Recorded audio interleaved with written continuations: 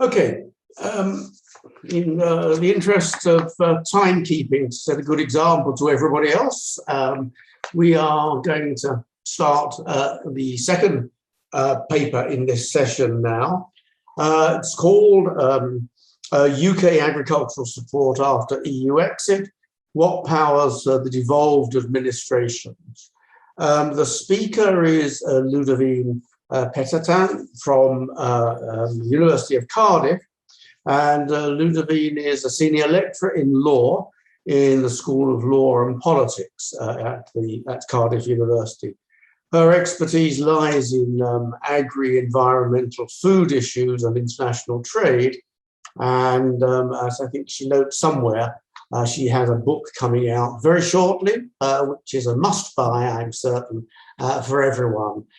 So we'll go straight on now with Ludivine. Sort of usual ground rules are 19 minutes, Ludivine. Thanks.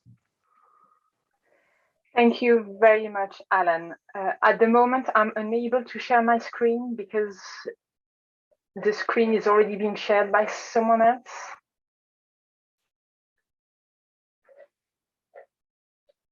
Yeah, thank you, Tina.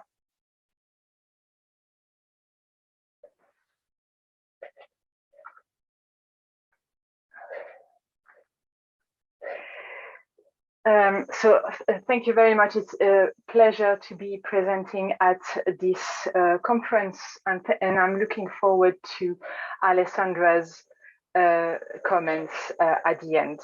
So as Alan said, this is really based on the book that is coming out, a book on Brexit and Agriculture that I co-wrote with Mary Dobbs, and that is coming out at the end of January with Routledge. I'll speak about this more at the end of this presentation. So this is just really a snapshot of what the book is about. But to keep in line with what was discussed with by Chloe and Emily, I'm going to focus on the relationship between the UK government and the devolved administrations and what has happened since the Brexit referendum, and with a specific focus on agricultural policy, and even further with how farmers are being financed. So when thinking about, taking back control, as was mentioned in the previous presentation, there is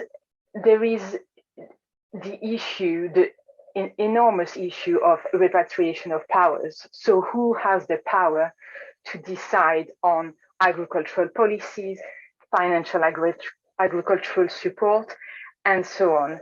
And of course, the reason why here I'm focusing on financial agricultural support is that it's directly linked to how agricultural policies in the devolved administration are going to be designed or are currently being designed. And this is what I wanted to discuss with you today. So just a brief overview of what I'm going to discuss. So I'm very briefly going to discuss agricultural policies during EU membership, for those who are not familiar with those, and then moving on to what is proposed or what currently exists across the 4 nations of the UK, before then moving on to the WTO Agreement on agriculture and its amber, blue, and green boxes, before then looking back at the UK in particular and focusing on the Agriculture Act 2020, which sets agricultural policy for England mostly, but also for the rest of the UK, and looking at the relationship between that act and the agreement on agriculture. So just a bit of a background here, where, if you think about agriculture just on its own, it employs 500,000 people across the UK on average, and represents 10 billion pounds GDP. But when you widen that to the agri-food sector, that sector then employs 4 million people and actually represents just under 115 billion pounds. So it's quite a huge chunk of the UK economy that, you know, relates to what I'm about to discuss, and also what Emily and Chloe discussed just before. So, sorry, going the wrong way here. So, just to give you a bit of background in terms of what was the agricultural policy whilst the UK was a member of the EU, then under the common agricultural policies, there are 2 pillars. The first pillar, which is about direct payment, which is more or less farmers are being financially supported to own land, more or less, with certain requirements that they have to fulfill. The second pillar, rural development, is where the opportunity is for farmers who want it to join certain schemes called agri-environment schemes to green their farms. So the agri-environment schemes, as I said, is where this is only voluntary. What is important with agricultural policy is that it is a shared competence between the EU and the member states. And this is agriculture is even further devolved to within the UK, which means before exit, there were already 4 agricultural policies across the UK, and now there remains 4. So this is a very, very quick background on agricultural policy before exit. So when we think about this domestic agricultural policies, it seems quite clear-cut. We have trade, which is reserved, so belongs to the UK government, and you have agriculture and environment that belongs to the devolved administrations.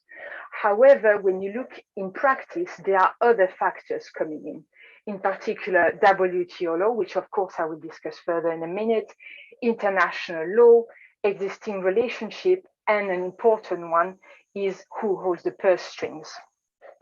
And of course, holding the purse strings, who holds the strings in the UK is the UK government, and as a result, this is it is a reserved matter, and this directly impacts on the formulation of the domestic and devolved agricultural policies. And this is what I want to dig deeper into. So when thinking about the considerations from the devolved, when they are thinking about formulating their agricultural policies, of course, trade deals come in are very important, either existing ones or future ones, of course. And what controls are going to be put in place, what markets can be open or closed, thinking about Brexit here. And of course, this can result in power contestations, often between the 3 devolved nations and the center. Within that, of course, the devolved need to think about what objectives they want for their policies, what it is that they want to achieve. But of course, in order to think about what objectives they want, they need to think about, okay, what is the nature of farming in Wales or in Northern Ireland, etc. And this is really important to think about, you know, the local and the place where it is situated. And of course, as I said, funding is also key.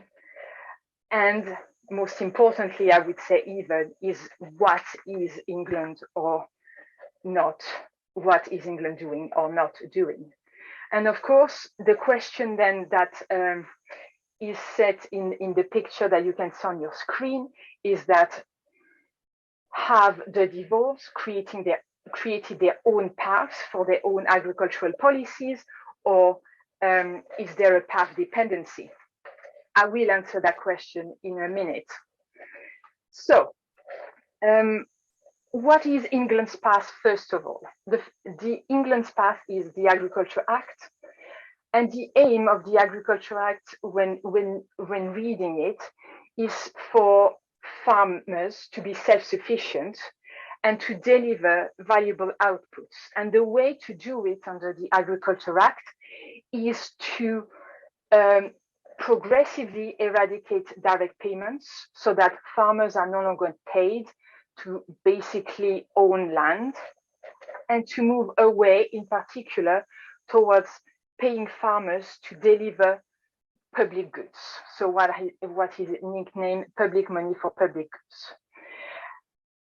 So that's in section 1.1 of the Act. Section 1.2 of the Act also enables farmers to be paid according to how productive they are, and of course become self-sufficient. So the main driver has been public money for public goods and delivering mostly environmental goods. So for instance, public access to the countryside, mitigation or adaptation to climate change, which of course is really relevant as we are in the middle of COP26, and so on. However, there is no regulatory baseline mentioned in the Act, which is really, really problematic. What also is visible when you look at these two aspects, these two prongs that are at the heart of the Agriculture Act, is that you can see that it starts to replicate what existed under the Common Agricultural Policy. What it does, however, is that it switches the two pillars. So the first pillar becomes the second of the CAP becomes the productivity fund, which is section 1.2 of the Act, and public money for public goods becomes the main driver. So this is the important aspect I wanted to highlight from the Agriculture Act. So what is the position of the devolved? What have they done? Well, the devolved have explored their own separate policies. So there have been different consultation documents, white papers, and so on, with Wales producing a few more consultation documents than the other two devolved nations. However, what has been proposed so far largely replicate both what has happened in England, but also what exists under the CAP, which is a bit frustrating because this approach of public money for public good isn't carried forward sufficiently. And this is, I think, a bit of a missed opportunity, and to just ensure that we truly deliver an agriculture for the 21st century. So what we are seeing here, yes, and I forgot to link back to common frameworks that were discussed earlier. There isn't a common agricultural policy across the UK like there used to be during EU membership. And of course, there are some common frameworks on very narrow areas that relate to agriculture, as was discussed in the previous presentation. However, there is nothing of really a baseline or a policy across the UK. And of course, what we see here is a path dependency between not only the UK government or England and the devolved nations, but between the UK as a whole and what existed under the CAP. And of course, one of the reasons in particular to replicate for the devolved nations what exists in England is because it's easier to get the financial support from Treasury when trying to subsidize their own farmers. So now I'm moving on to the WTO agreement and how it regulates agricultural subsidies. So the agreement on agriculture of the WTO regulates such subsidies, and it does so in particular through the use of 3 boxes. So first of all is the amber box, which includes trade distorting support, so governments buying at a guaranteed price, for instance. Then there is the blue box, which is the production limiting support, and then there is the green box, which is about financial support that does not or minimally distort a trade. So for instance, a good example is support for agricultural research. I will expand in particular on the green box in a minute. The reason why I'm not going to spend any time at all discussing the blue box is that the idea here for the UK government as a whole here, and for the devolved nations as well, is to increase productivity and to increase ultimately food security. And therefore it is likely that the blue box won't be used very much because it's about limiting production. So this is why the focus is mostly on the amber box and the green box. So the amber box, as I said, is you can put in it support that will be distorting trade. And for me, it is the best option for the UK in the short term to put all agricultural subsidies into the amber box. Alan Matthews, who I think is here, clearly said that there is sufficient scope within the amber box to actually, for the UK to support its farmers.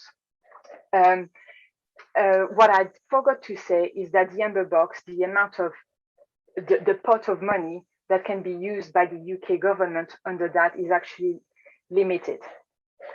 On the contrary, in the green box, it is without limits. So there isn't a limit as to how much the UK could potentially financially support their farmers.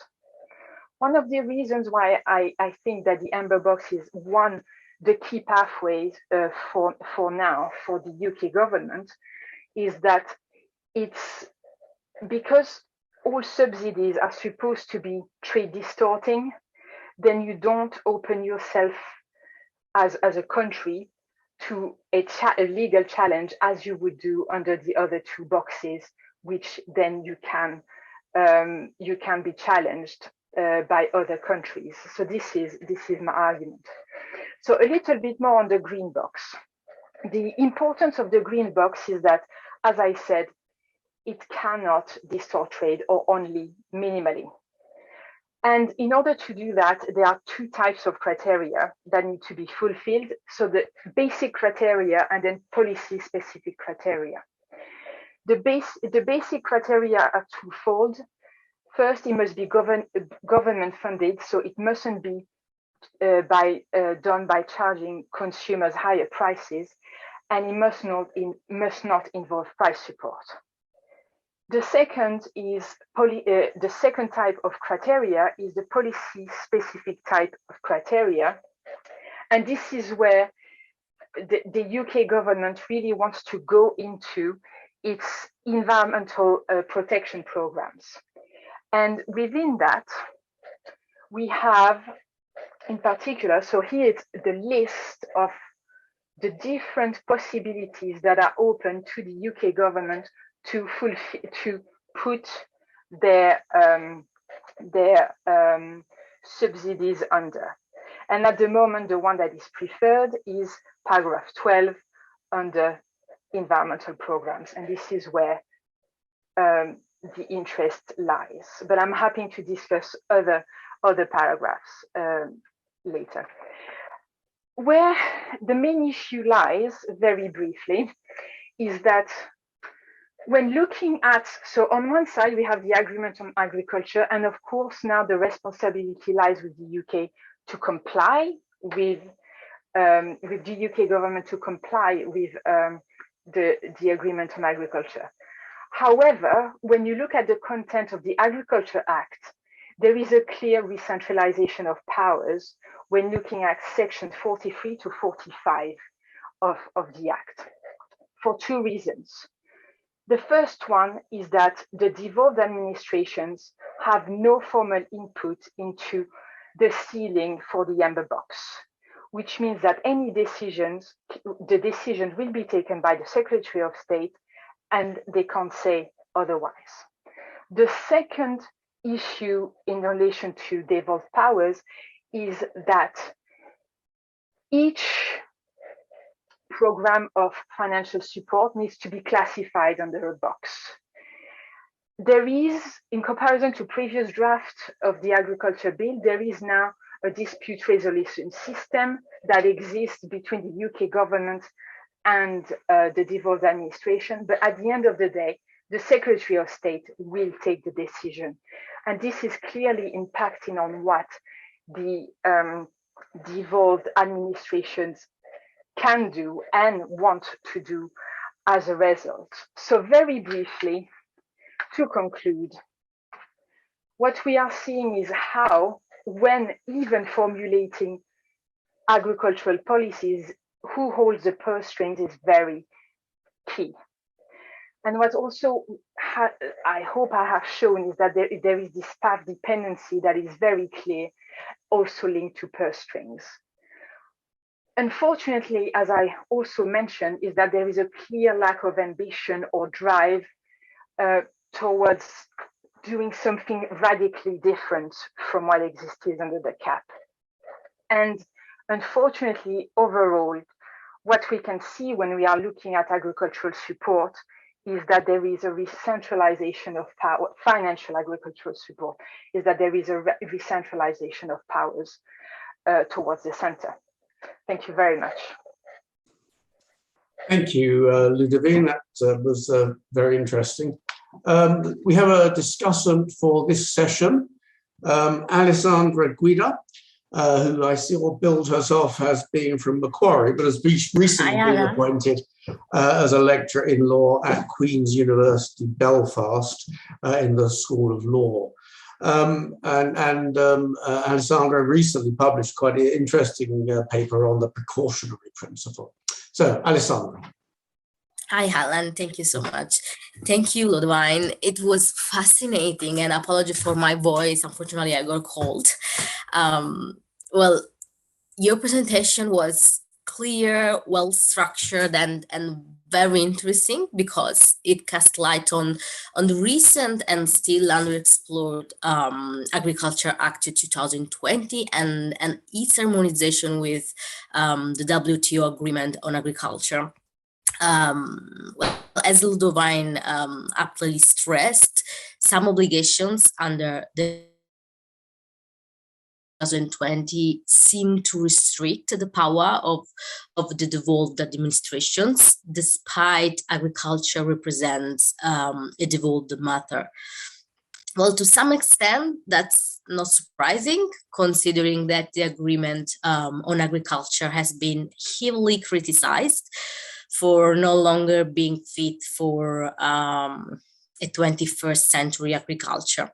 And what is more, trade in agriculture products is adversely impacted by the fact that the ongoing negotiations to reform the agreement on agriculture and the WTO are in a stalemate. And in this respect, it will be interesting to see whether, and if so, how this situation of stalemate will be overcome when drafting future UK agriculture schemes and programs. Also, I found the explanation of the amber, blue, and green boxes and the identification of some gaps very enlightening. Well, it is obvious that further multilateral and should have included key changes, such as, for example, the transfer of some blue and green box measures towards the amber box. And from this presentation emerged the central importance of the amber and green box measures, and at the same time the remaining uncertainties surrounding especially the green box measures that I think reinforce calls for reform on agriculture. In this regard, it might be interesting to discuss whether WTO law offers tools or mechanisms to address legal uncertainties and more generally epistemic issues in the area of agriculture, especially because this is an underexplored, though quite relevant topic. So I look forward to reading your book to see if these aspects are covered. Well, so in a nutshell, I would say that the WTO agreement on agriculture does not fully enable an agriculture that mirrors 21st objectives, which include the achievement of a new paradigm of inclusive agriculture, green growth, as well as the development of an agriculture system that can fit an increasing worldwide population and at the same time sustain systems. And yet the provisions of the agreement on agriculture take only account of the tools or mechanisms established to deliver agriculture goals of the WTO members. And this implies that fundamental agriculture policy objectives, such as combating climate change, cannot be recognized as legitimate to justify production and trade distortions. But climate change and other environmental pressures are of course of such paramount importance that the UK government must ensure that they are integral to its trade policy and negotiations. Well, I think it should promote these issues in international forums and also champion the creation of a global standards framework for the environment and clear metrics for measuring environmental sustainability whilst establishing a corresponding set of rigorous national standards. I would also add that this analysis becomes particularly interesting now that the UK has left the European Union and the UK government is responsible for providing the WTO with a list of agriculture support under the Agreement on Agriculture. And what is more, I think this presentation is highly topical and relevant, considering that the WTO is currently going through the worst crisis of its history. This is because, as I'm sure we all know, the US blocked the new appointment to the appellate body as to ignite a crisis of the WTO regime. So undoubtedly, this crisis is slowing down the agriculture policy developments across the UK. But this is because the problem in the WTO is not only when it's dispute settlement understanding, but also I think in a deeper crisis that looms within this organization. So I think that this analysis might benefit from a thorough, though concise discussion of how this crisis is impacting on the UK agriculture policy. I think I used all my time. So thank you, Ludivine, again for this enlightening presentation, and I'll wait for the QA answer session for raising some questions to her. Thank you very much indeed, Alessandra. Ludivine, do you want to make any quick response? Yes, Alan, thank you.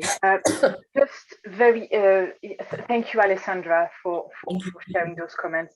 And I completely agree with you that, you know, when you look at the content of the agreement on agriculture, it's not really fit for purpose for what exists for, you know, the agriculture we have today. And of course, you know, there has been originally the agreement on agriculture was only meant to be a blueprint. There were supposed to be more agreements on agriculture within the WTO to push things further. And of course, you know, the agreement on agriculture is not the only WTO agreement that deals with, you know, with some aspects of agriculture. The SPS, the TDT, of course, do. But when it comes to financial support in particular, the only one is the agreement on agriculture, unless it goes to the subsidies agreement, of course. But yeah, there is a great need to reform the agreement, but unfortunately, as you said, the WTO is stuck. And the main way that to reform somehow agriculture as a whole has only been with the ministerial conference, and there may be some movement coming in next month when it goes ahead, but obviously I don't have I wish I had a crystal ball to say, yes, there's going to be this and this is going to happen. But the chair of the agricultural committee is quite keen to get things moving. So fingers crossed there will be something happening. Thank you, Ludivine. I've got a few questions now on the Q&A. Let me start with a very direct one from Alan Matthews again, who says he's an outsider, well, maybe geographically, but in no other way. Is there any greater clarity on how the UK Treasury will decide on the amounts each devolved administration will receive for agricultural support? And will the devolved administrations be able to supplement these from their own resources if they wished?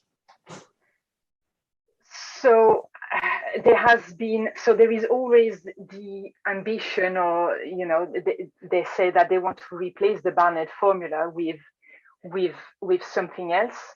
And there was a report by Lord Bew to look at other alternatives in terms of how agriculture could be financed across the UK. However, nothing has really come out of that since, which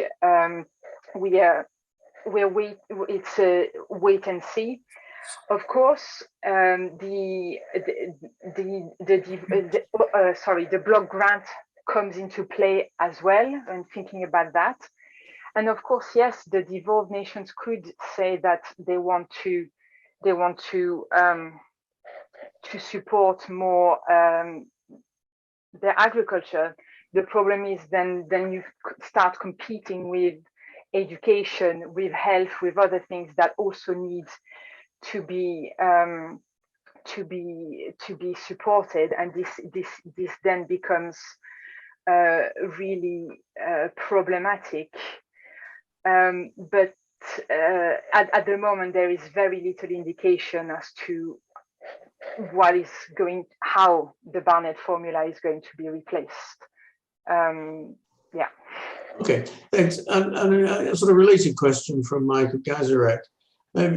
Do you offhand, can you tell us a little bit about the share of agricultural spending in the devolved administration's total spending?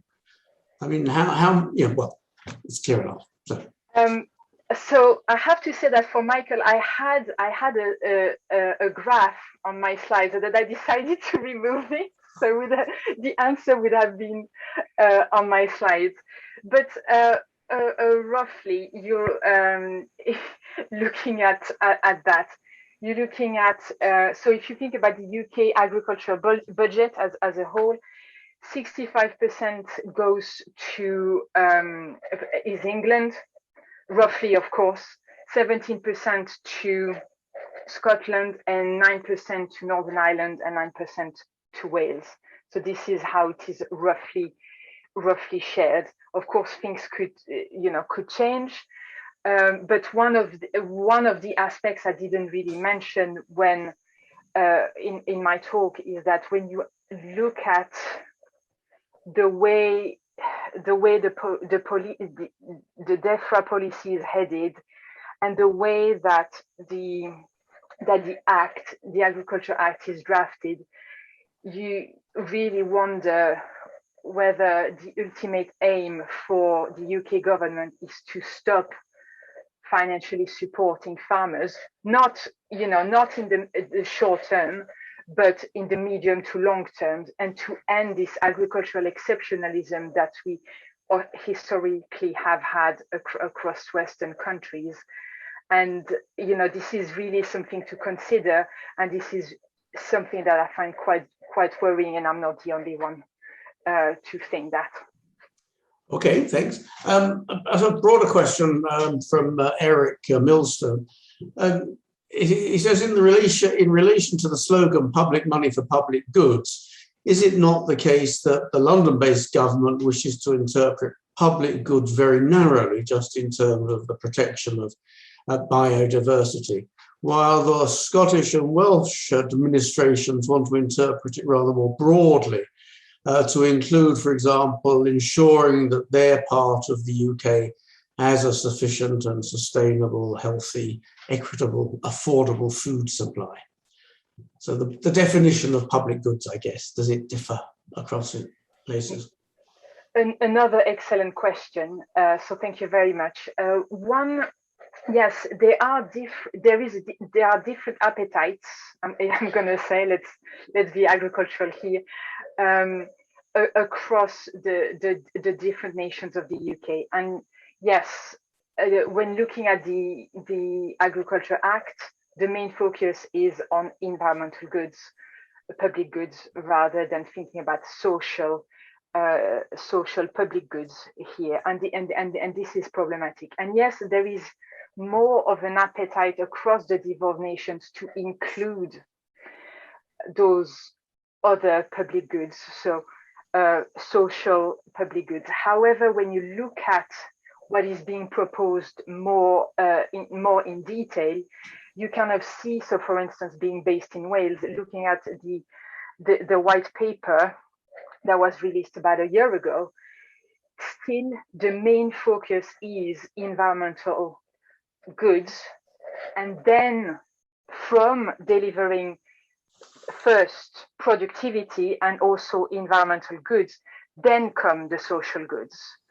And this is the issue where there is still this approach, and this is across the three devolved nations, that other non-environmental goods are not seen as, are seen as byproducts. By focusing on the environment and focusing on productivity, the rest will come. And this doesn't always work. The other problem that is really problematic in the way that the policies are drafted is that we really have silos between what is considered agriculture, what is considered trade, what is considered food, and what is considered environmental protection. And I could go on, public health, etc. And this is really problematic, because rather than having policy coherence across the different public policies, we really have some connections are made, but it's not sufficient enough in order to really have something really a policy that is forward-looking. Okay, thank you very much, Ludivine. We've hardly got any time left, but let me ask one more question from Chris Horson to perhaps both of you. Chris says he was surprised, as I confess I was a bit, to hear you say that we would be aiming to put most of the agricultural support under the amber box, because although it's not constrained at the moment, it could always be so. Chris also says that agricultural payments in England will be less trade distorting than EU basic payments, and they've always been declared as green box. So I guess that's a sort of general WTO question. So Alessandra, do you want to say something about that? And then I'll end up with Ludivine. So you're talking to yourself at the moment. Can you hear me, Alan? Yes, can now. No, not anymore. No, you've dropped off again. Yeah. Can you hear me?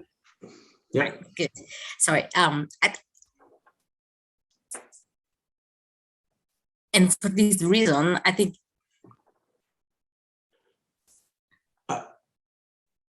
Oh dear, the stream is breaking up, I'm afraid. You don't seem to be muted, but we still can't hear. I can't hear either, Alan. No, I'm afraid I think you're just breaking up, Alessandra. Do you want to try again once more? But then I think we'll need to move on. Can you hear me now? Yes. Okay, maybe we get it. Yes. So thank you for the question. Well, as you said, it was. I think it's like a general question on the WTO that, as I said before in my discussion, was, I mean, it's going through this crisis. It seems to be unrelated, but actually I don't think it is, because to be honest, I agree with Ludivine's point on the amber and green boxes measures. It's just question of a balancing different interests and between different member states.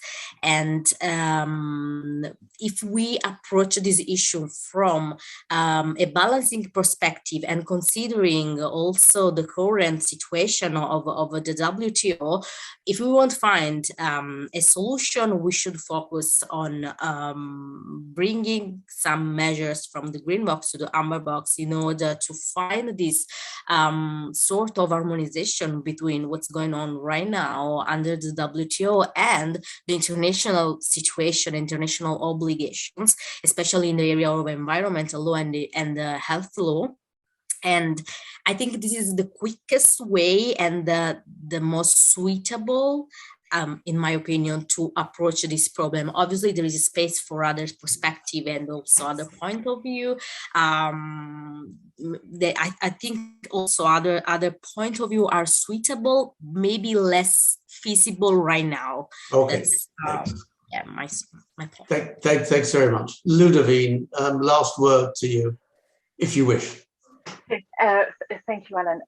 So what I wanted to say is, first of all, so sorry if I misspoke, but I didn't mean that the UK government was looking at putting everything under the amber box. I am suggesting that, which is very, very different.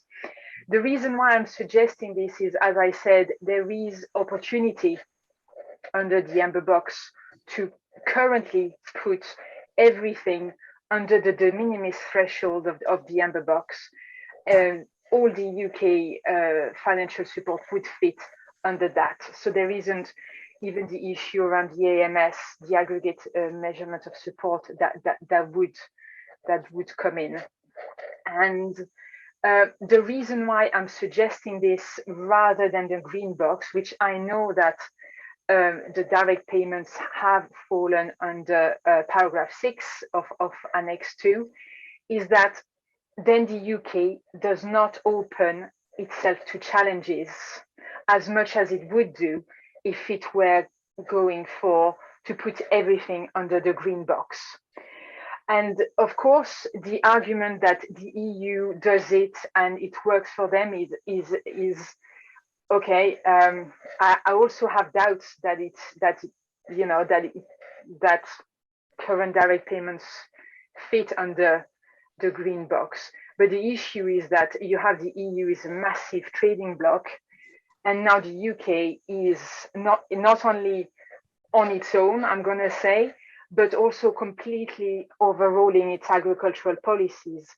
So my point is more that for the short term to medium term, looking at the amber box as a way to protect the agricultural policies that are currently being developed across the 4 nations.